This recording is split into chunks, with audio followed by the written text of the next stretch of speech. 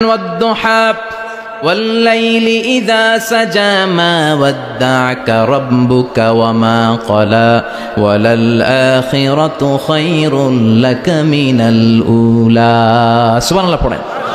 ও নবী, প্রভাতের সূর্য কিরণের শপথ,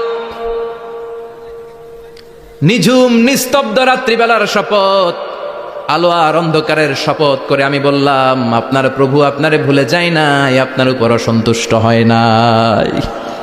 আমি আল্লাহ ইচ্ছা করে ওহী বন্ধ রেখেছি, কারণ ওহির একটা পাওয়ার আছে। বারবার ওহী রিসিভ করলে আপনার স্নায়ু এটা সহ্য করতে পারবে না, আপনার দেহ এটারে বরদাস্ত করতে পারবে না। নবী, আমি আপনার প্রতি এত রহম দিল, এত ভালোবাসি, বারবার ওহী নিতে নিতে আপনার যে কষ্ট হয়, এই কষ্টটা আমার আল্লাহর সহ্য হয় না। এজন্য আমি আল্লাহ ইচ্ছা করে কিছুদিন ওহী বন্ধ রাখছি। সুবহানাল্লাহ পড়েন।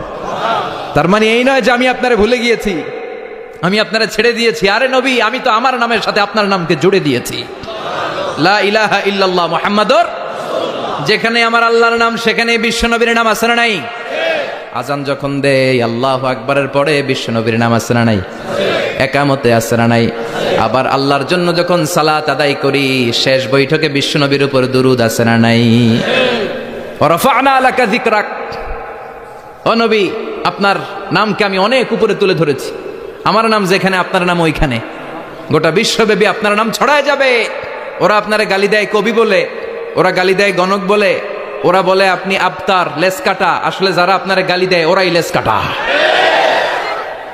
ওরা আপনারে বলে আপনি নির্বংশ, আপনার ছেলেগুলো বেঁচে নাই, মেয়ে বেঁচে আছে, আপনার নাম নেয়ার কেউ থাকবে না। ওই আবু জাহেল, উতবা, সাইবা, ওদের নাম নেয়ার কেউ থাকবে না। আপনি লেস কাটা নন, আপনি নির্বংশ নন। ইন্না শানিয়াকা, চিল্লায় বলেন ইন্না শানিয়াকা।